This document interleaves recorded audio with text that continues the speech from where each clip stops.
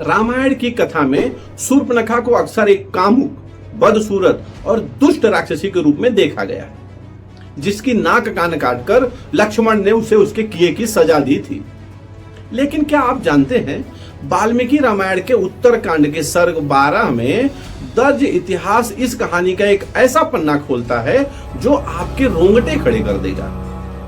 क्या होगा अगर मैं आपसे कहूं कि पंचवटी में घटी घटना केवल काम वासना का परिणाम नहीं थी, बल्कि अपने ही सगे भाई के खिलाफ रचा गया एक खौफनाक और मूक प्रतिशोध था।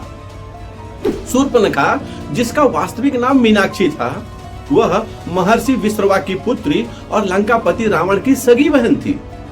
मीनाक्षी ने दानव वंश के योद्धा विद्युजीवा से गंधर्व विवाह किया था, लेकिन रावण को यह रिश्ता स्वीकार नहीं था, क्योंकि कालकेय दानव रावण के शत्रु थे।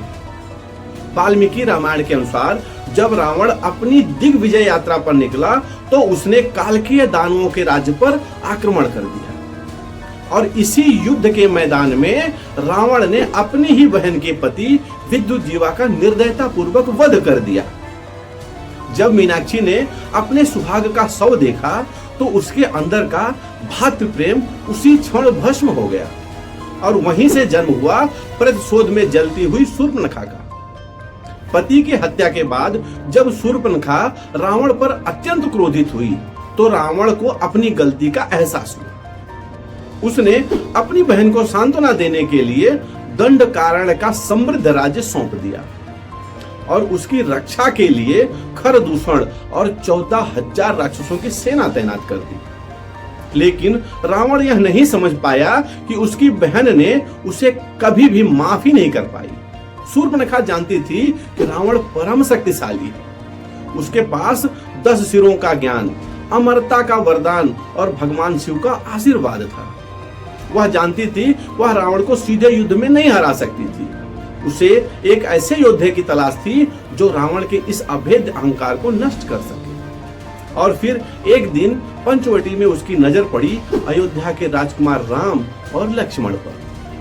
जब शूर्पणखा ने देखा कि खर और दूषण जैसे 14,000 महाबली राक्षसों को राम अकेले हरा सकते हैं, तो उसे समझ आ गया कि रावण के अंत केवल यही 2 राजकुमार कर सकते। उसने जानबूझकर पंचवटी में ऐसा विवाद खड़ा किया कि लक्ष्मण को क्रोध में आकर उसकी नाक और कान काटनी पड़ी। रक्त से लथपथ चेहरा लेकर जब वह लंका पहुंची तो उसने रावण से अपने अपमान की बात कहने के बजाय रावण के अहंकार और उसकी वासना पर जोर दिया। उसने सीता के अति सौंदर्य का वर्णन किया, रावण को सीता हरण के लिए उकसाया। शूर्पणखा भली भांति जानती थी किसी पराई स्त्री, विशेषकर श्री राम की पत्नी का हरण रावण की मृत्यु का अंतिम फरमान साबित होगा। और इतिहास गवाह है, हुआ भी वही। सीता का हरण हुआ, लंकापति रावण का पूरा वंश राम के बाणों से नष्ट हो गया और सोने की लंका जलकर राख हो गई। जो काम कोई दानव, कोई राजा या देवता नहीं कर सका, वह काम शूर्पणखा के एक मूक प्रतिशोध ने कर दिखाया। तो अगली बार जब भी आप रामायण की कथा सुने या देखें तो इस सत्य को जरूर याद रखें। लंका का पतन रावण के पापों का परिणाम नहीं था, वह एक बहन के बहते हुए खून की कीमत भी थी जो उसने अपने पति की हत्या पर बहाया था। नमस्ते, जय श्री राम।